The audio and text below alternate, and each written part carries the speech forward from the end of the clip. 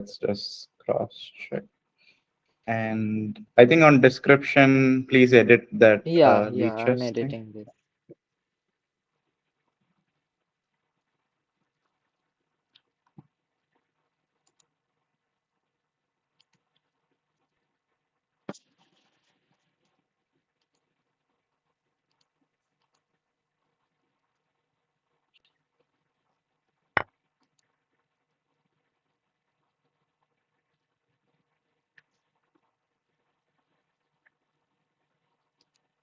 Hello, everyone. Can you all see us live? Hopefully, you can. We're just checking.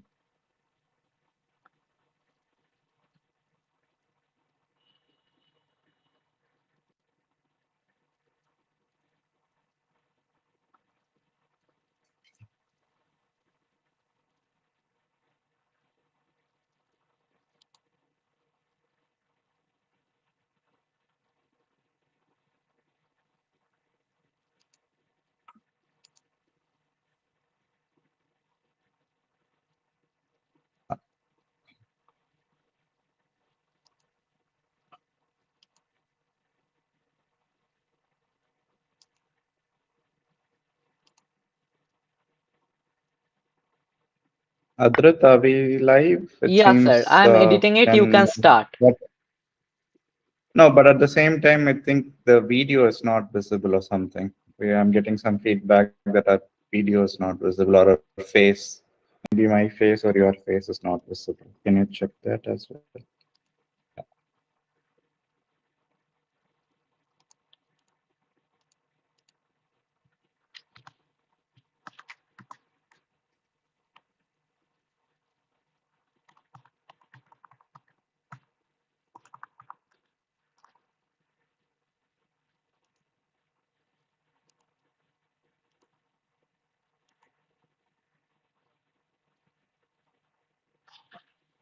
Okay, sir. We are live. Okay. Can you also quickly check, Adrit, if our video is can people see the video, both of us? It seems Yeah. my video is not. No, Um, now your video will be clear because I have just edited it. okay, let's just check. Let's just check the feedback. Okay. Can you also quickly check, Adrit, if our video is can people see the video? Yeah, I think it's all good now, Adrit. I think we can start. Yes, sir. Looks good. Yeah. So yeah. So hello everyone. I'm Grandmaster Priyadarshan from Shasgaja, and we are starting a few minutes late on today's live stream of the final day of the World Cup, possibly final day, or maybe there are tiebreakers, so we don't know. And I'm joined also. I have a co-commentator today, a very young co-commentator actually. We have Adrit joining us, who is 14 or 15 years old. Adrit, how old are you? I'm 14 years old, sir. Yeah, yeah, Adrit, who is 14 years old, joining us from West Bengal. So I'll be today talking about the match along with Adrit, and we'll be talking about from his perspective as an intermediate chess player, what he looks at, how he looks at chess, and I'll share my points as well. So welcome everyone to the channel, and if you have any comments at any point in time, please feel free to use the live chat. We would be very happy to kind of have it very interactive so that we can answer whatever queries as audience that you have. And Adrit, please go ahead and Yeah, take like share the board and take the yeah. conversation forward. Yeah. So the game has started, and the game has started with e4. Wei has played e4 and got a reply with e5. Then knight f3, knight to c6, knight to c3, knight to f6. The four knights are on the So we board. have a four knights, and I believe in one of the earlier rounds they repeated this line. I think I'm not sure if it was Wei or if it was in Sindarov's game. They had this exact four knights in semi-finals. I believe it was in Sundarov's possibly game one or anything that you can remember, Adrit, which game it might have been. No, sir. Not sure. Let me try to figure it out because I clearly remember in one of the games, yes, it was in the semi-finals between Sindarov and Yakubo, where Sindarov was white and I mean he played four knights, but yeah, and I think literally the same exact line that we see in this game, where after four knights, Bishop B5 was played, and Knight D4 was played, and so on. So it's kind of interesting that Sindaro was white in that game, and this time now it is Wei has white, sir. Sindaro, yeah, he's playing the same line against him, kind of logic, and so on. Yeah. So yeah, Then go bishop ahead. to b5, knight to d4. The knight is in the center. Wei takes the knight, means traded the knights. E takes d4, e5, forwarded the pawn and attacked the knight. So this line, this knight d4, e d4, e5, is generally known as a very equalish, drawish line because there is like mass exchanges as we see in the game as well, and generally players who don't want to really fight it out will play this line because for knight d4, if not, there is a line like bishop c4 or bishop a4, which would lead to generally complicated lines. But as we see, they are just quickly blitzing out the moves. So maybe you can continue and see. Yeah. I have a feeling this game is going to end in a very quick draw. Let's see how this game goes. Yeah. Okay, then d takes c3, e takes f6, d takes c sorry, queen takes f6. The queen is out on the board. Let's see what way he has played. He has played d takes c3, opening the line for the queen. Then bishop to c5, threatening a mate. So white played queen to e2 check, defending the mate. Queen to e7, trying to trade off the queens. Queen takes e7 check, bishop takes e7, Yeah, yeah, and and there is castles. actually some, I think there is some story in one of these lines in this where I think it was a Nigel Short versus Kasparov game long ago, where I think I might be wrong with the name, but I think it is Nigel Short versus Kasparov, where White literally just played it to force kind of like a draw, and something like Kasparov was annoyed, something like that I've heard in this line. I vaguely remember something like that actually here, Adrit, about this line. Yeah. Yeah, then c6, attacking the bishop, bishop to d3, the bishop retreats back, then d5, trying to controlling the center with his pawns, then c4, d takes c4, bishop takes c4, then castles, and then rook to e1. Rook is on the board, and then the game continues. Yeah. So I'm the thing I feel like is like the position that we currently have on board, very symmetrical in terms of two rooks, double bishops, not really, I would say, a lot of activity. If both the rooks get exchanged, which most likely will happen. Let's say if white goes something like bishop f6, I mean, sorry, black goes something like bishop f6, aiming at the b2 pawn, and white might have to play something like c3, and black can easily defend the bishop to, let's say, f5 and go rook e8 or rook d8. And if, let's say, the rooks get exchanged, then it's very simple equality. And I kind of predict, as I just said, like in the last few minutes earlier, I don't think either of the players really want to play or test it on the classical portion. they want to play the tiebreakers and kind of see who's a better rapid player. Both of them don't want to really take any risk here. But the good thing for us today is even if, let's say, Sindaro versus VE game ends in a very quick draw, the Esipenko Yakubov game, Let's look into one it. player has to fight. Means Yeah, in the because game if of not, Esipenko one and player will get Yokoboy. eliminated. Yeah, Yeah. yeah. The game has started with knight to f3, then d5, g3, knight to f6, bishop to g2. It's type of king's Indian position or means with white. I think so. Yes, and for all the audience who are joining us, Yakubov is in a must-win situation because he lost the game yesterday against Esipenko. So a draw is not really what Yakubov really wants. He has to fight for a result because the player who finishes third in the World Cup also gets a spot in the candidates.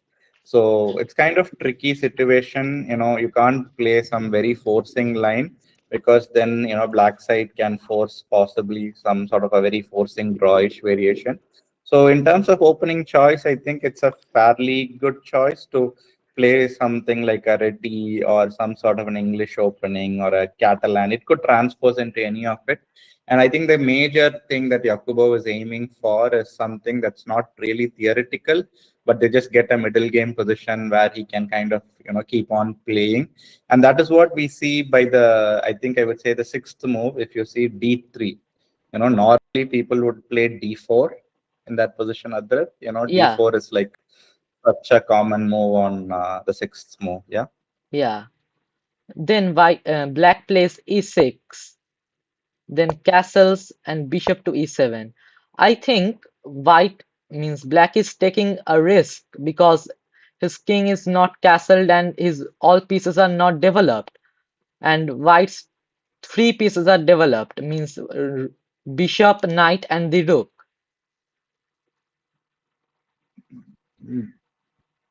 Yeah, but black also quickly is castling, right, Castling, without capturing the yeah, pawn. But if they do capture the pawn, that is also actually very well-known theoretical lines in Catalan, Neo-Catalan kind of lines. But black is not really interested, or black just quickly goes for the castling option. Yeah. castling. Then c4, then castles, d3, c5, knight So to this e5. D3 is, I think, the critical moment, Adrit, in the how Yakubov is approaching this Yeah, game. Because if he plays D4, it's a standard Catalan, and there are numerous ways for black to force an equality in Catalan, with long variations, with very limited pieces in the remain, like lot of exchanges can happen and so on. So yeah, D3 is like a very rare sideline in comparison to D4. Another popular move is B3, but in top levels you rarely see a move like D3. B3, D4 I've definitely seen, but D3 is yeah, more of a sideline, and he wants to get a playable position. Like he's not fighting for an opening advantage. He just wants to get the game out of theory and play, and that is what D3 is all about. So practically a very interesting move in terms of the game situation. Maybe if the situation was different, where let's say if um, he doesn't have to play for a win, he might not have played D3. But as the situation requires him to play for a win, he's playing D3 here. Yeah. then c5, knight to e5, a6, and queen to b3. Yeah, and Adrit, one small, I think, suggestion or feedback is that on my streaming window, I think that clock timer and the edge on the left side is also being visible. If we can, Okay, I don't know, resize it or position. Can you see if it's possible? On the yeah, left I'm side of seeing it. my screen, the Lichess board's edges are showing up. If possible, can you fix it? Yeah. Yeah, wait a So as you're second. fixing, let me talk to the audience about the game. So far, based on what I see between Sundaro as well as Esipenko, Sundaro game will end in a draw very soon. I believe maybe in another half an hour to 1 hour, I think they'll agree to a draw. They seem to be showing like no intent to fight today. Well, it's understandable, Maybe they both think they have better chances in the rapid or blitz formats in the tiebreakers tomorrow. So they just want to maybe preserve their energy and force a draw. And also, this World Cup is very important. I mean, one, it's one of the like the leading tournaments of the year, and it's a format wise, it's a fantastic one. It's a knockout format with like you start with 200 plus players at round one, and now we are literally in the finals, like the kind of the last day, or tomorrow might be the last day of this tournament, depending upon how the games go. Players constantly get eliminated every round as it's a knockout format, and as they get eliminated, and these are like kind of the last four players standing, and with Sindaro and Vei playing for the first and second spot, and Esipenko and Yakubo playing for the third and fourth spot in this championship. And it's a pretty big prize money tournament, World Cup is. But more important than the prize money, the thing about World Cup is about the qualification for the candidates. It's a very big thing because there are three spots players, can grab from the World Cup. So Sindaro and Vehi have confirmed their spots by, being in the finals. And the Yeah. Yasipenko Yakubo, the person who wins in that match, will be the one going to the or getting the third spot in the candidates. Yeah. Yeah, So sir. as of now, I think yeah, I Wehi think it's has fixed now. blundered. No, I don't think it's blundered. I think it's just a transmission error. They are just repeating moves quickly. Yeah. Oh, okay. I think it was I just some think they sort will of agree to a transmission error. draw Yeah, quickly. I believe that these kind of tournaments will have a 30 or a 40 move draw rule, that you can't agree to a draw before 30 moves or so. So maybe they are just quickly rushing to reach that 430 or repeat the moves and make a draw. Most likely a king e6, bishop f8, king f7, a repetition I think is going to happen here. Let's quickly Yeah, wait and watch. So, so we are already on move 26. So if it is a 30 move draw rule, they have four more moves, and repeating it twice will reach them to 40. And also it's a threefold, I mean, reach move 30, and also it's a threefold repetition of moves. So yeah. let's see. And how this game, yeah. Yeah, so I think they will agree to a draw, and so that's why let's look into the Esipenko game. I would say let's wait for a few minutes because Yeah, they okay. are just anyway going to finish it, and Esipenko game. I mean, once if we for sure know they just agreed to a draw, then we'll just can keep our focus only on the Esipenko game. Yeah.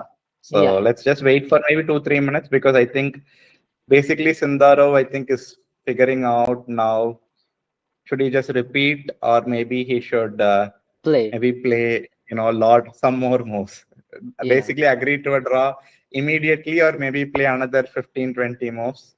Well, this is But actually interesting Sindarov that he plays plays eight. h5. Yeah, so uh, maybe he doesn't want to repeat it like that, and he's just going to Yeah, maybe push all the pawns like g6 and a6 and fix all of them in white squares or light squares, and then agree to a draw possibly. And he's going to play g3, c3, and they might do, I think, maybe some sort of very symmetrical position. Imagine both sides having pawns on a3, b2, c3, and black having a6, b7, c6, and yeah, yeah, a bit strange. It's like they are showing small intent to play uh, when it looks like they are going to make a draw, but they're not repeating the moves. So, okay, now they are starting to repeat. Okay, it's clear they are repeating the moves. yeah. And let's see if draw sign shows up on the Leech's board.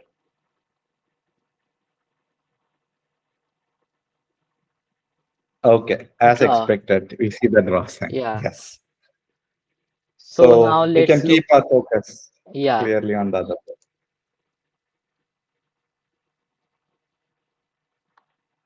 yeah. For white, the queen is on the board, and black has also developed many pieces.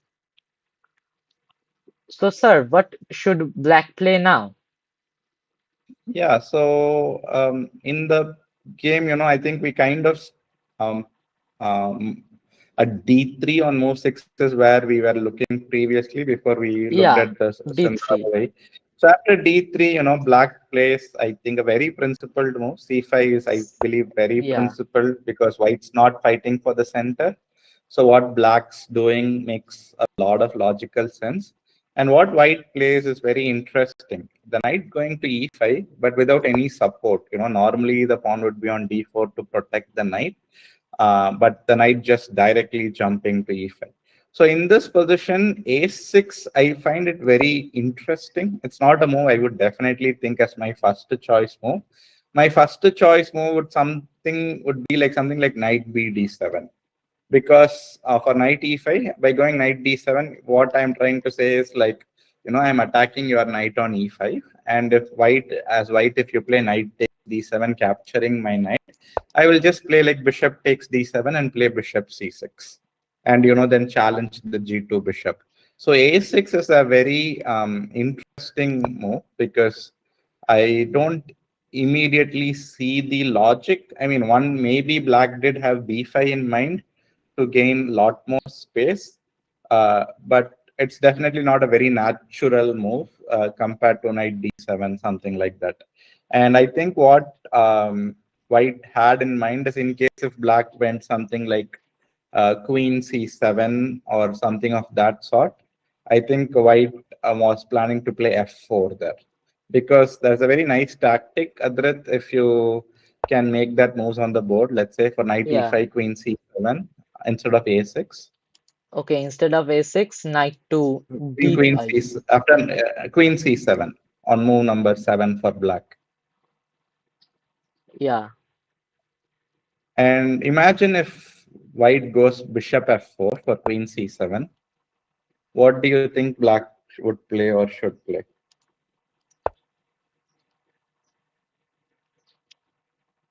You said queen So move, c7, right? Means black plays. yeah, no, on move 7 instead of a6. Yeah. Let's say if What black black played plays? queen c7. No, Queen not to knight d7, c7. queen c7. Yeah, I have And played maybe you that could move. turn off Queen that to engine for c7. a second so that it's Yeah. easy to queen to c7. Wait, let me first Yeah, stop the engine. yeah.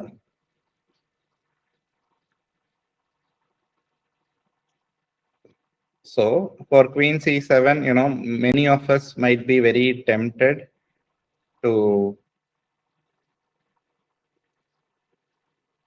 Have you turned off the engine? Yeah, yeah. Just, The yeah, sure. evaluation gauge. I have Okay, turned off it. okay, The sure. engine.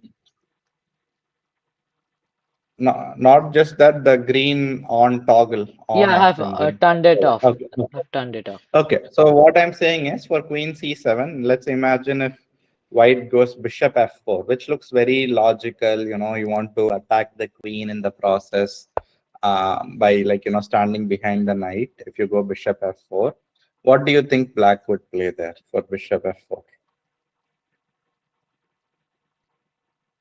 Uh,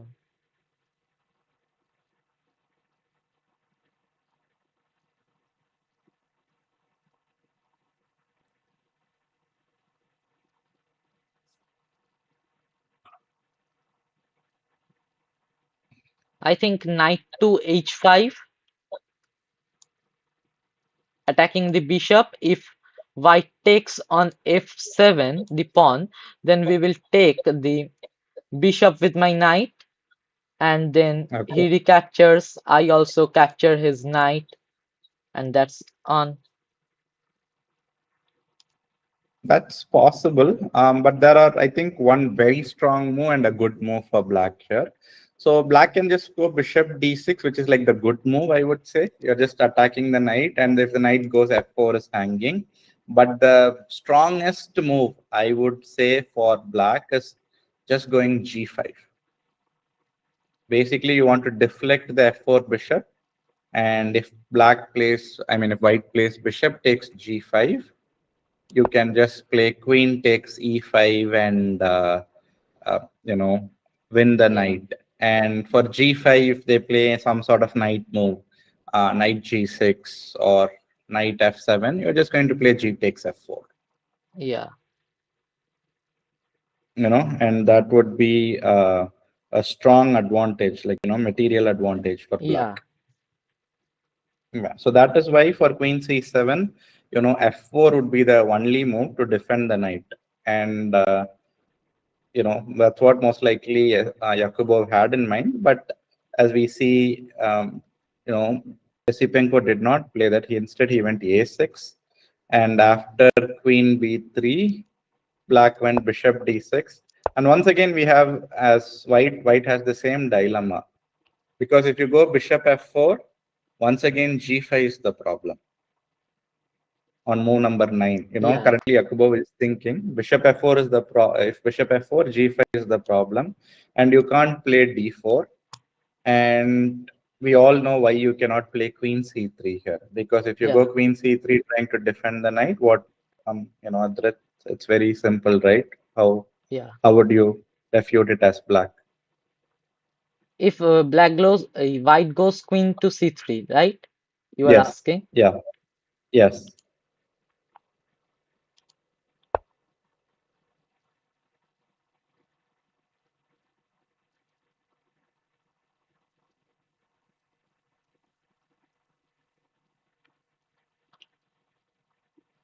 Okay, then we can just push the pawn. Yeah, that's simple. Ex- exactly. We just push the pawn, cut the contact between the queen and And the the queen knight, has to and the move queen. because the queen is threatening, and then knight bishop takes the knight. Yes, brilliant. Yeah, so queen c3, black will play d4. Queen has to move b3 or c2, and then Yeah. e5 knight is unprotected, so you end up capturing it for free with bishop takes e5. So once again here, this is kind of the problem with that d3 move, because there's no center control, and jumping to a center square like e5 is very weak.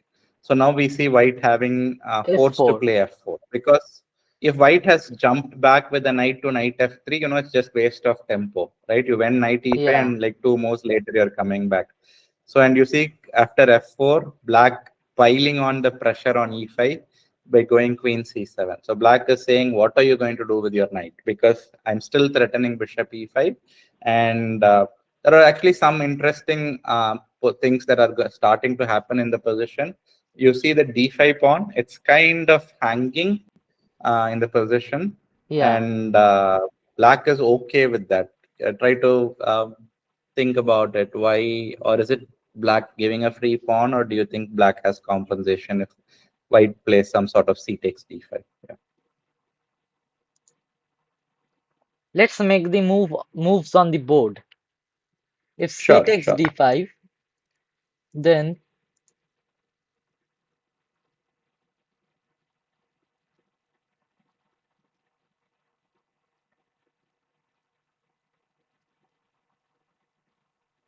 black can just take the knight, then a pawn will recapture the bishop, then we will recapture it back with queen, then pawn takes e6, then we will develop the bishop with a tempo and threatening the queen. That is possible, but at the end of that line where you played bishop takes e6, white has queen takes b7. So we need to be a bit careful, because b7 pawn is unprotected after bishop e6, and queen b7, and that rook is under pressure. Yeah, So it's not that simple in this line over here. The way I look at it is, when at the start of the variation, when you see c takes d5, right? I yeah, don't think black is going to immediately capture bishop e5. I think black's absolutely be going to be fine to play e takes d5. and or knight takes d5. I think either of it, black is going to be fine. And black is going to say, if you want to play bishop takes d5, and then e takes d5, queen takes d5, I'm actually okay giving up that pawn on the center of the board. Can you figure out, let's say, like, do you think black has enough compensation there, Adrit, for giving up that pawn on d5?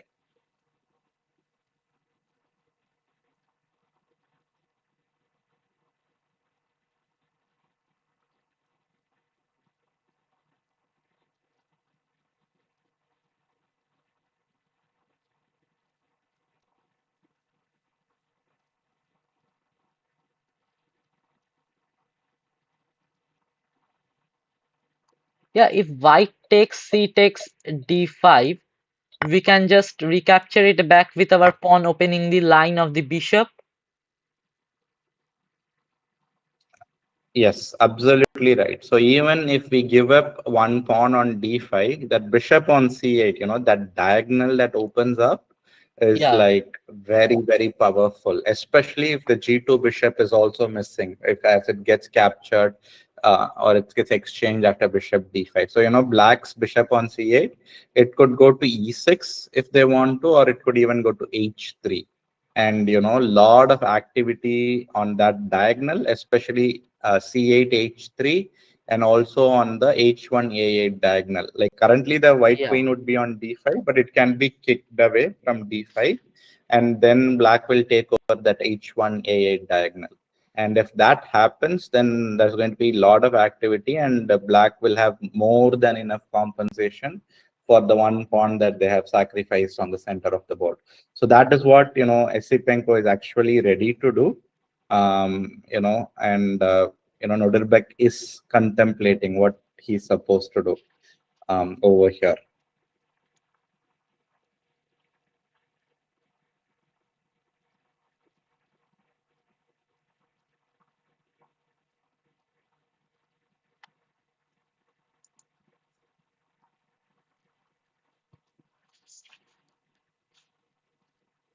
So Adrit, do you see any other variations that you think is interesting, or did you follow the World Cup games like from the start of the tournament? Any game that was very interesting to you? yeah. One game was very interesting of Hari Krishna Pentala. Pentala Hari Yeah. Krishna. Okay. Are you talking about the game where he sacrificed his queen His in rook. that Petra? Yeah, Queen one. Yeah. Yeah. So to the audience, that is actually a bunch of videos we've made on the Cheskaja's YouTube channel, where in those videos of World Cup, some of those videos, Adrit himself has explained games that he has found interesting from World Cup. So after the live stream, in case if you would like to go check out more chess content, it's all on the Chess Gaja's YouTube channel. And we also have a lot of other chess improvement videos in the last few days, and in general we have close to 1,000 videos and shorts. So if you're watching this stream, and also to the fans who are watching, please ask your questions, as it's going to be a pretty long day of game, because both sides have close to 1 hour 20 minutes on their clock. So we can also use this thing to talk about chess improvement as well, and Yeah, use this time. So Adrit, if you also have questions on chess improvement or something, we can definitely discuss it as a from a perspective of a player around, let's say, 1500 FIDE, around that. From your perspective, yeah, what queries we would love to talk about it, and also to all the fans. And if you like the commentary or the discussion, please share it with your friends, because we are going to be live for a few hours or so. So we would love to keep it very interactive and use this as a chance to do a lot of chess improvement along with the live analysis, basically. Yeah. yeah. So actually, I was rated 2036 in chess.com Rapid, Oh, okay. That's nice. and Nice. then I stopped practicing for a week or 2 weeks, and I just played games and I lose them all. So how to improve it again? How to improve the rating again? Well, the focus I always say, Adrit, is to keep the improvement on the skill and not on the rating, because how what I'm trying to say here is, if your skill set keeps on, you work on your chess improvement, you study chess seriously, and you solve your puzzles regularly and work very focusedly on your game, the rating will automatically kind of improve, but it will take some time. It might not reflect immediately. So if you start working on your game, let's say today, and you work very hard for 1 month, Hmm? it may happen that your rating might improve a lot to the effort you have put in on the fifth day after 1 month. Or it might happen that the increment rating increment might happen 3 or 4 months later. But this is where it is very important to kind of note and remember, many players, what they'll be like, okay, I spent 1 month very hard working, I spent all my time on chess, but no rating improvement has happened. So they will lose the motivation, they will lose the interest, and then they'll start just playing or do fun chess stuff, just playing online chess without any real practice or study. They'll just keep on doing that very consistently then. Like no study, but just keep on playing. Then, because their logic would be like, anyway, my rating is not improving if I study chess. So at least I'll just go and have fun. But this is where, as I said, there is always a small lag in your improvement and learning time. So first learning will happen, 3 months or 4 months later, the rating change will happen. Even if you play multiple games a day, chess.com games or leeches, wherever you play, you to see a clear, visible improvement in your skill, keep putting in the effort and evaluate your rating change over, I would say, 6 months. But you can start to see small changes within 3 to 4 months change itself, like 20 points, 30 points. Because imagine, like one day your rating goes 30 points up, next day your rating goes 30 points down, next day it goes 50 points up, then 20 points down. So this up and down fluctuation, right? If you Yeah, see it in a daily manner, it is going to be very, either you'll feel very great the day your rating increased, you'll feel very bad your rating increased. But what you should do is, like, you should kind of like look at from a longer time frame. So if I look from a 3 month time frame, has my rating gone up over the 3 months or has gone down? That is a more accurate way to say, have I improved or not? 6 months is even more accurate. 3 months is a good indicator. 6 months is like very good indicator. Let's say if your rating has stayed the same over 6 months time frame, and you are doing all the right things in terms of chess preparation and chess study, that definitely it means, something is wrong with your chess working pattern, or what you are working on chess. You have to change your maybe material you're studying or the areas you're working on. But if you see a clear improvement, even if it's 50 points, 75 points of rating, clear jump, then whatever you're doing is starting to work, and you should either stick to it or do it much more harder, like 2 times, 3 times more harder, or more material you should read to further accelerate your learning or chess improvement journey. yeah. Thank you for the means you helped a lot for the improvement Yeah, of yes, my sure, skills. sure, Adit, sure, sure. So I think no moves have been newly played, right? Played. And they're still Yeah. figuring out the game. Yeah. So yeah, I think the major here for Yakubov is, should I take or not? I mean, he has only two options. Either he has to take, or he has to go knight f3. But if he goes knight f3, it's certainly like, the opening has gone wrong, because you are just losing free tempo.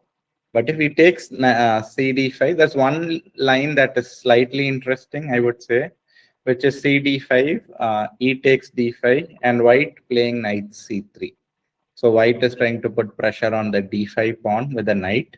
Instead of playing bishop d5, white can consider playing knight d5 the next move. It's a small, interesting line I see, but I don't think it's going to make a big impact, because after c takes d5, e takes d5, I really like black's position, because one, the diagonal gets opened up, c8, h3 diagonal. Another, the E file also gets fully opened up. Like, when black goes rook E8 or something, there's so much pressure on the E5 knight, E2 pawn, and the E3 square weakness that if I am playing as white, I would feel very uncomfortable opening up a diagonal and a file together by just a single pawn capture by playing CD5. Yeah. So this is Yeah. kind of the decision I think Yakubov is debating. Have I to do it? But at the same time, it's a huge psychological pressure because he cannot liquidate too much as well. Because if he liquidates too much, he's going to for the game will get forced into a draw kind of territory, and that means his chances to qualify is basically over for the candidates.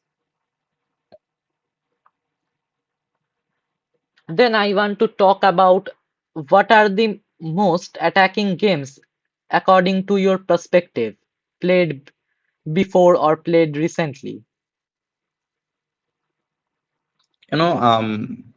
Attacking games. For example, that the game that Hari Krishna's game was a very good Yeah. example. There was a King Hunt there. There was also a game about 2 or 3 days ago. There is currently a tournament that is happening called, I think, CAS Chess Cup in Kazakhstan. It's something very similar. It's KZ Chess or No, KAZ Chess Caravel Cup, I Masters. think, in It's Germany. called CAS Chess Masters, Okay. KAZCHESS, CAS Chess Masters. And in this one, there is a game from I believe it's round two of this tournament, which between two 2500 plus grandmasters. One played white is Grandmaster Dennis Maknev, Makhnev, and black is Grandmaster Kazibek Nogurbek. Um, it's an amazing game. It's actually also a Catalan. It's a proper Catalan game. The game ended in a draw, but the complications were insane. So if you are a chess, chess lover, or you want to really find a game to like analyze it really in depth, and it's a fairly long game. I think they played around 60 odd moves, if I'm not wrong, in that game. And just to, I think if you set up the game and guess the move and play it out, you can easily have around 2 to 3 hours you can spend analyzing that single game because there were so many amazing moments and so many long variations to calculate. And as I said, it's only like 2 to 3 days ago this game was played. And I was really amazed when I saw this game. So, it's certainly a game. I'll repeat the name. It's from the CAS Chess Masters. CAS means KAZ chess masters. White is Grandmaster Dennis Maknev, and black is Grandmaster Kazibek Nogurbek from round two. It's a Catalan game. So, for the viewers, when you have time, definitely check out this game because it has some very good elements of attack and a lot of learnings that can be done via this game. Yeah.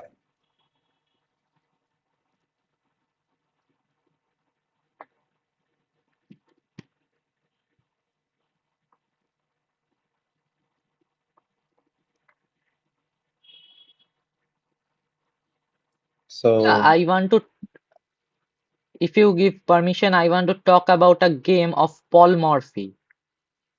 sure, sure. Go ahead. Um, Means today morning I was analyzing a game of Paul Morphy versus Paulson.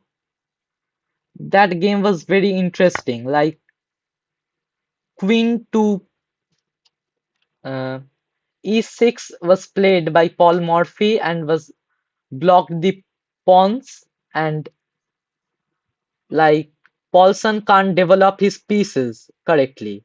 And after some moves he sacrificed his queen and then checkmated his opponent. Oh, okay, great. Yeah. In general, if people, especially let's say beginner or intermediate players, they want to learn attack and all,